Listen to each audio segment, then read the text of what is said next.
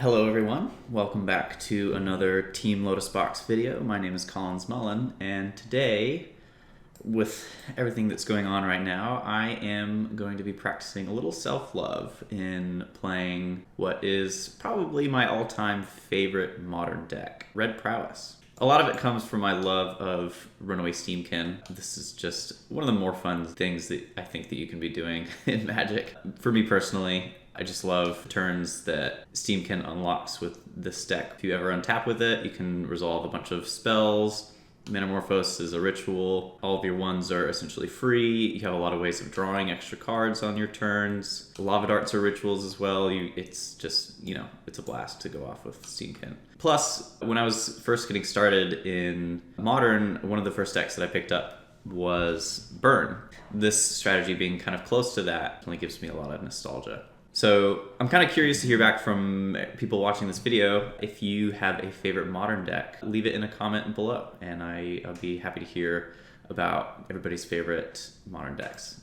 This is mine, and I'm going to be spinning through a couple of matches with it. So to talk a little bit about the card choices I've made for this list right now in Modern, it's probably good to talk about kind of what the Modern climate looks like at the moment. One of the big things that's been happening in Modern is Uro decks have really started to rise in popularity. People are figuring out that Uro is very, very strong. In particular, Uro in combination with Cryptic Command and Mystic Sanctuary has been really impressive for a lot of other strategies. Because of that, it's pushed out a lot of other decks, and kind of these mid-rangey decks have really risen to the top. So we're seeing a lot more kind of these like Bant Uro decks rise to the top. We're seeing a lot of Jund decks as well rise to the top. Big Mana also has kind of risen in popularity. I've seen a couple of people playing Tron. Eldrazi Tron is around a little bit. People are still playing Prowess. I just think that the core of this deck is very, very powerful and can tussle with these other mid-range strategies. Bedlam Reveler is no joke. I've actually found that this deck can outgrind a lot of other more mid-range strategies if it starts chaining Bedlam Revelers in the late game. Given that that's kind of what things look like right now, I want to be ready for Uro. So that's why I had these 3 surgical extractions in my sideboard, and also just the general popularity of mid-range decks means that I've added a kind of like a 5th big spell in Seasoned Pyromancer as like my 5th Bedlam Reveler to really, keep the cards flowing. There are still, big mana decks as well, so I think Amulet Titan is still going to exist with Ancient Stirrings instead of Once Upon a Time. So I still have the 3 Blood Moons. I think Tron will also exist. More of a consideration for Eldrazi Tron, which is running Chalice, which is a big problem for this deck. I'm running this suite of 4 cards that can kill Chalice of the Void. I've actually found that Blood Moon is not very effective against Eldrazi Tron, especially in this strategy. It's just not the angle that you want to take.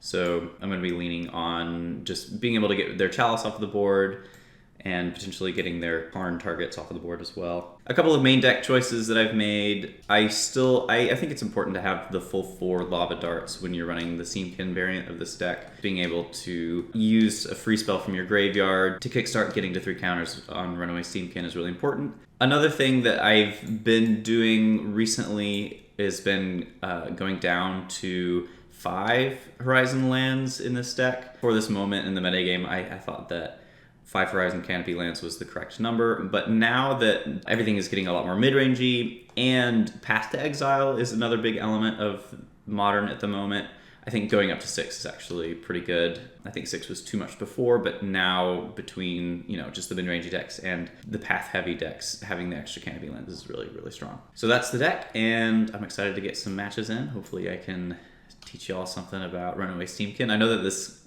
card has been a little more controversial. Some people really like Steamkin, some people really like Kiln Fiend in this slot. I think that Steamkin actually gives you a lot more flexibility than Kiln Fiend for a lot of reasons. I think that they both allow you to win the game equally as well when you untap with them.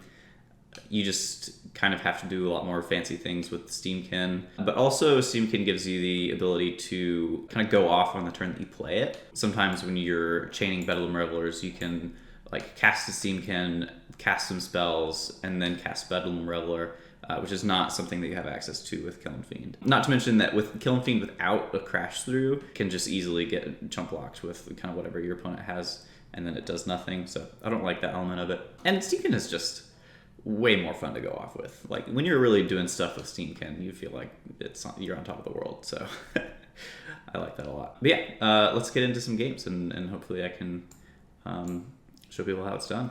All right, we got a bit of a painful opener here with double Canopy Land, but hopefully we are playing against more of a mid-range strategy and not a mirror or something like that. And our hand is very, very strong, so I'm definitely going to keep this. This deck it's crucial to have creatures in your opener, kind of much more than traditional burn. Your damage really just purely comes from your creatures. You do have things like Lava Spike and Lightning Bolt to finish your opponent off, but you really want to be looking to maximize your prowess creatures mostly.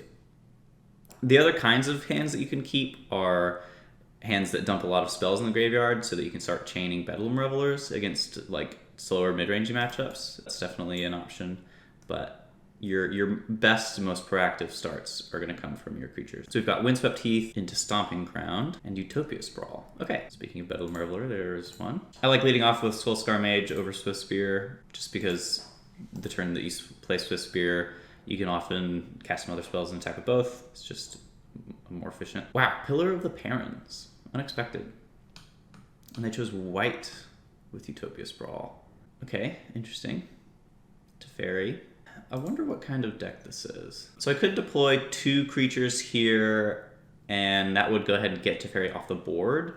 That would mean that I'm not redeploying my Steamkin, so I'm not kind of maximizing my upside. But so I guess the question is, like, how important is it for me to get this Time Raveler off the board? I think I'm just going to play it safe and play my 2 creatures out. We don't need to get too greedy by playing out the Steamkin. I think too much could go wrong if I ended up leading with the Steamkin there.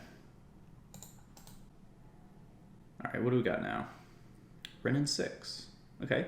Yeah, wow, it would have been really bad if I had played the Steamkin out because it would have just gotten pinged. Plains Astrolabe.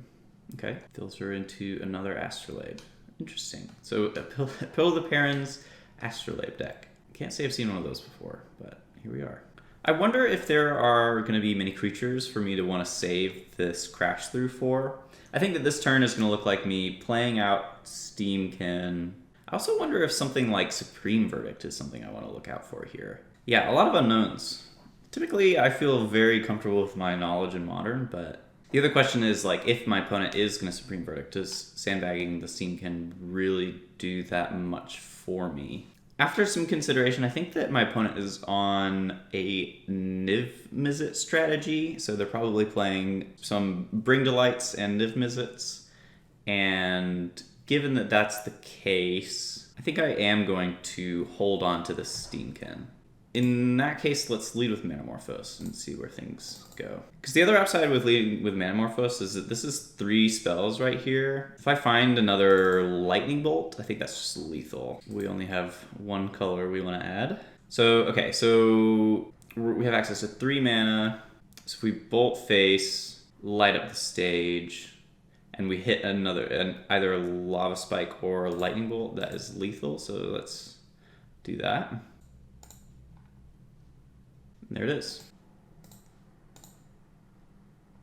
All right, good thing we didn't go for the Steamkin there.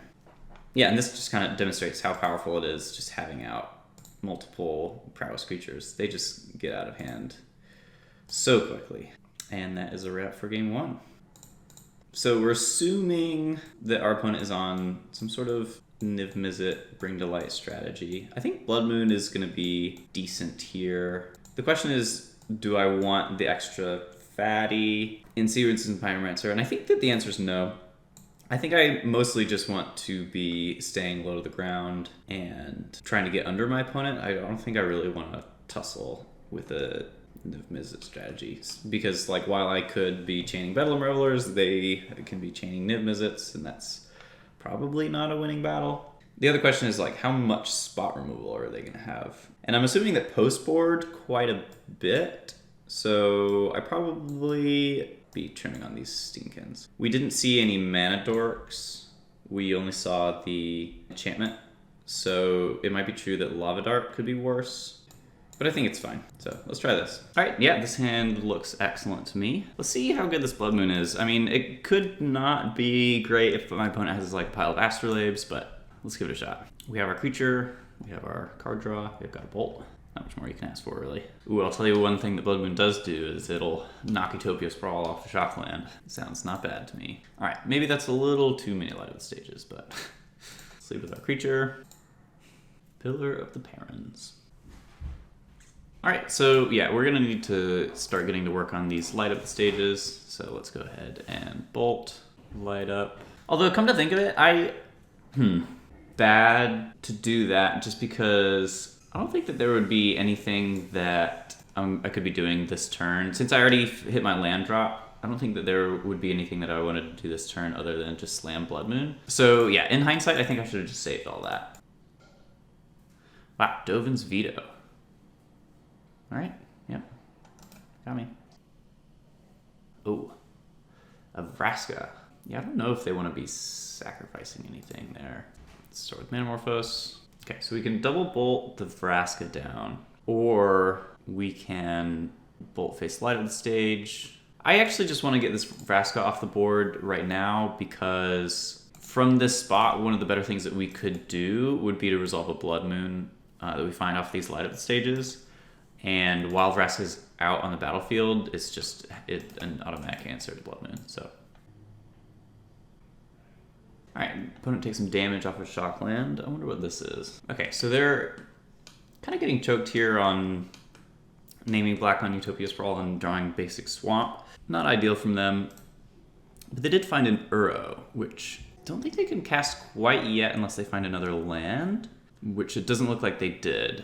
Let's go ahead and Light of the Stage. Okay, Bedlam Reveler is great. Really want to start chaining those. I think I'm going to save this Burst Lightning for next turn, because next turn I can Burst Lightning, Light of the Stage, Bedlam, right? I have 1, 2, 3, 4, 5, 6. Yep, it's going to be plenty of spells in my graveyard. So essentially this is just making my Light of the Stage one cheaper. And I don't really want to lose this to the Reveler. Another Bring to Light. I wonder if they can Bring to Light for anything that gives them more mana. Okay, they're just going for redraw with Uro. That's the best thing that they could have Bring to Light for. You don't have like a Huntmaster of the Fells or anything else. All right, and they bricked on land again. So we're not doing a lot, and I definitely think I missequenced the beginning of this, but so we're going to Burst Lightning face, Light of the Stage. Ooh, and we found a Blood Moon for next turn. Pretty excellent. So let's cast this Bedlam Reveler. I don't know if there's any upside to having our Bedlam Reveler in our graveyard versus our exile. Maybe we want it to stay in exile since it doesn't really matter for us, and our opponent could feasibly have something like a Scavenging Ooze. All right, there's their land. Probably gonna want to get a basic here. Basic Forest would allow them to cast Uro. Interesting. Is that really where you wanted to put your Utopia Sprawl since I have a Blood Moon right here? I wonder if they just didn't check. Yep, here's the Uro. All right, and there's an Astrolabe. So they're not completely shot from casting spells here. So if I resolve this Blood Moon, are they gonna be able to Uro through it? No, not at the moment. And we knock off both their Utopia Sprawls. So I think I'm actually going to lead with an attack. No, I'm gonna cast Blood Moon first, and then I'm gonna attack. Because if they block, I can cast and flashback a Lava Dart to get rid of this Uro. So I don't think that they are going to want to block. Yeah, so might as well get this Lava Dart in the graveyard for the extra damage, and we'll pass. Okay, so they do have the answer for the Blood Moon. Uro's going to get in there, but let's see what else they have. Because we are threatening a lot of damage on our turn. We've got a bunch of spells, some Lava Darts so we can flash back. So if they don't answer our creatures, they're in for some hurt here. Definitely not that scared of a Wrenn and 6. The question is, do they have some sort of single 1-mana removal spell, like a Fatal Push or Path to Exile would be what I would be worried about. I don't think that they're going to be able to bolt the Swift Spear through what I've got, though. So let's leave with Metamorphose. Red, another one. And it might be true that we can kill them through a Fatal Push, depending on how many spells we can chain here with just the Bedlam Reveler. Ooh, a Blood Moon. That actually doesn't do that much here. at this point. I would rather just try to push damage. Yeah, I think I want to actually lead with a flashback lava dart, just to give myself the most amount of mana possible for these light up the stages and what I could find off of the light up the stage. Burst lightning, okay. I think the burst lightning does kill them through a single removal spell. Play that. Yeah, I have enough mana to crash through and cast these. Okay, yep, they saw the writing on the wall. So yeah, wow, just kind of ground through an Uro, cast and attacked, no big deal. On to the next one. All right, this is a great hand, and we're on the play, so let's get started. You want to lead with Soulscar Mage, Street Wraith. All right, so I guess we're up against a Death Shadow strategy. Inquisition. Took our light up the stage. Okay, so we actually want to be careful about bursting down our opponent's life total early on. So I think in some circumstances, I would consider like leading with Manamorphose into casting Swiss Spear and Lava Darting. But in this matchup, you really want to try to get like one big chunk in at the end that finishes them off. So I think I'm actually going to just cast Swiss Spear here and attack for 2, and hopefully next turn have a pretty explosive turn. Sure. Okay. Yeah, so our opponent's going to be able to resolve a Death Shadow from this point anyways. So I think it's fine just kind of going in on the damage here. So let's lead with the crash through. Another Soulscar Mage is not bad. Okay, so that makes me want to just play out the Soulscar Mage, attack for 4, and then save this Lava Dart. Well, unless I'm missing lethal somehow, which I don't think so. They're going to 11. So I could put them to 3 here. No, I think it's better to save the Lava Dart for next turn. And I don't think that they have a removal spell yet, just because, yeah, there's the Shadow. I think they certainly would have used a removal spell by now. They could have something like a Stubborn Denial, but I think I have lethal. So say they stub the Bolt. These are going to be triggered 3 times each, so that's 4. Yeah, so they're pretty dead here. So let's just attack. I think I've got them dead through both Bolt and a Push as well, because this is 5, and this will be 3 spells. This will be 4. Yeah, Bolt you. Yeah, they have the stub, but then this is going to be lethal.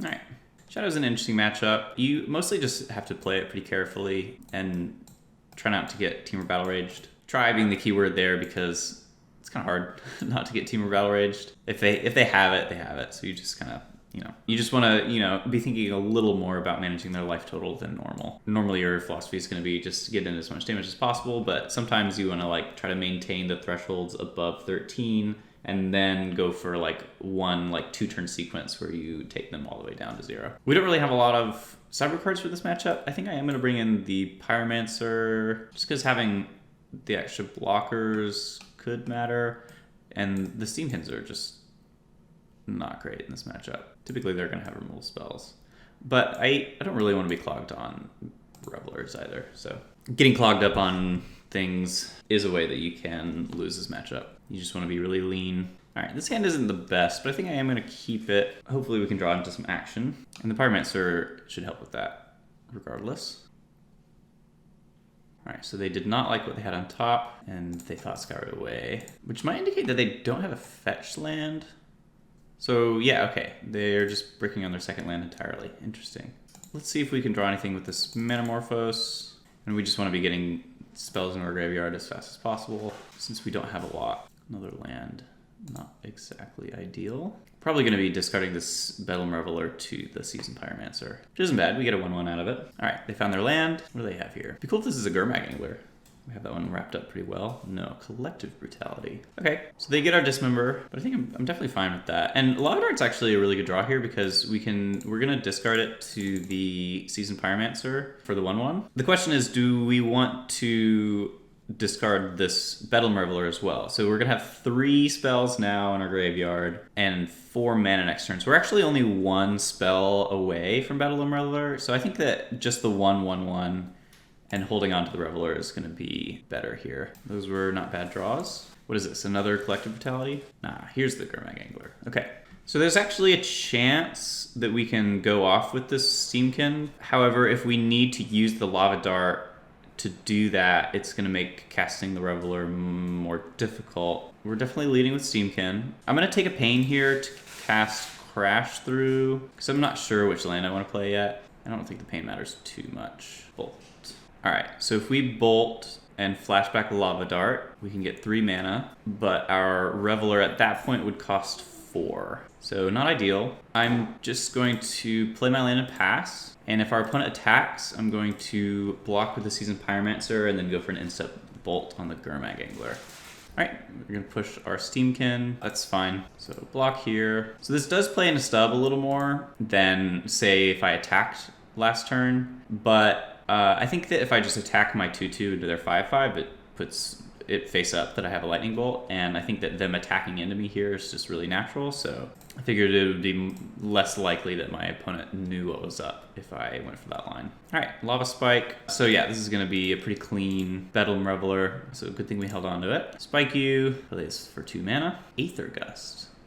Okay, yeah, that's fine. We'll put that on top, and attack. So we can just cast it again next turn. They're going to Thought Scour themselves, found a land, and they've had enough. Wow, okay. Yeah, I mean, we were just kind of able to grind through everything there with all the value that we got off of our cards. On to the next. All right, well, if our hands continue to be this good, I'm not sure how we're ever going to lose.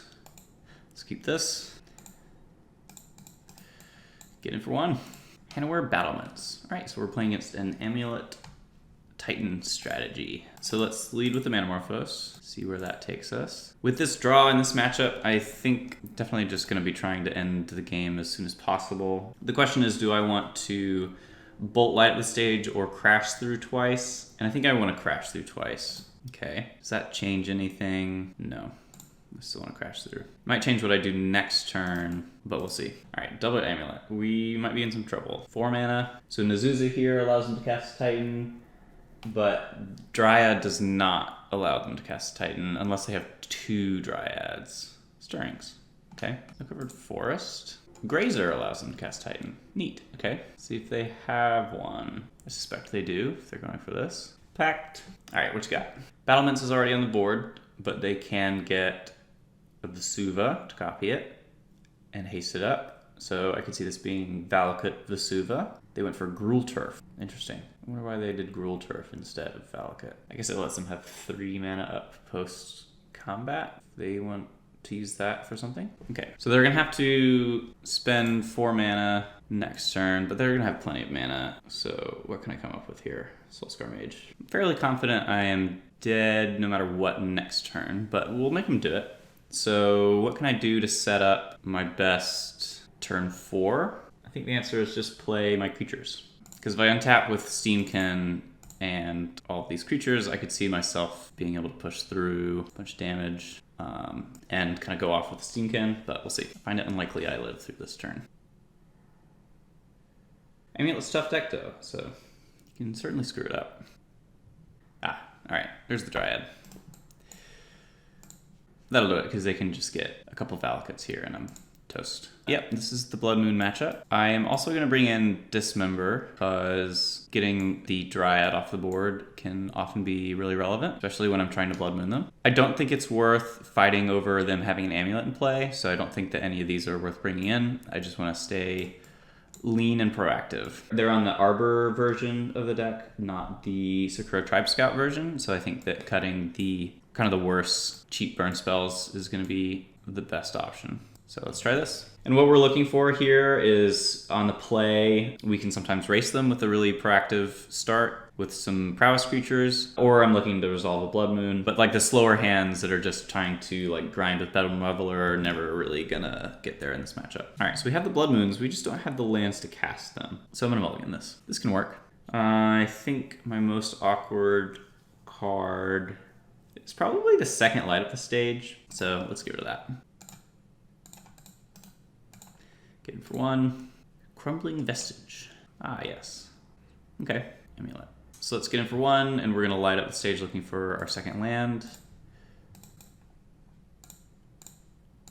And hopefully we can play the Soulscar Mage and go off next turn. Wow, 2 more lights. That's not ideal.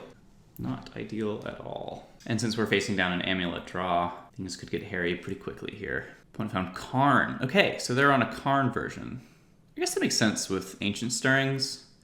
It kind of allows your Ancient Stirrings to find a threat. All right, so we're not going to be able to cast these light up the stages. So the question is, do I want to get greedy and hope that my Crash Through spikes a land so that I can go Crash Through into Soulscar Mage? Or do I play it safe and just go Soulscar Mage this turn? So with the Crumbling Vestige, they can just cast Karn next turn. So I think I want to just go ahead and get the Soulscar Mage on the board, because next turn, if the land was on top, I'll be able to really go off anyways this turn and get Karn off the board. And even if it's like one down from here, I'll still be able to pick it up with the Crash Through and then bolt the Karn. Okay, so let's lead with Manamorphose, see where this takes us. All right, might as well Crash Through. Yeah, and then we're gonna just take out this Karn before it gets out of hand. Soaking up a lot of damage, would love to get them down to 7 here, but it's just not in the cards. Summoner's Pact. All right, it's never a good sign when your Amulet opponent casts Summoner's Pact. So they're gonna be able to play Bounce Land 3 times. So it looks like they're ending on the Vestige. Primeval Titan, probably gonna give it haste. With Valakut and Battlements, probably get some zombies on the board. And I'm not sure I can win from this spot, but we'll see. Okay, they're playing around Blood Moon. That's smart. How many spells do I have in my graveyard? 1, 2, 3, 4, 5, 6. Unless we hit a Manamorphose right now, I don't suspect we'll be able to cast Bedlam Reveler this turn. No. Let's do our due diligence. Spike ya. Attack for 3. Pass the turn. All right. Dryad's gonna do it. We've been defeated by Amulet Titan. All right, I hope you enjoyed this video.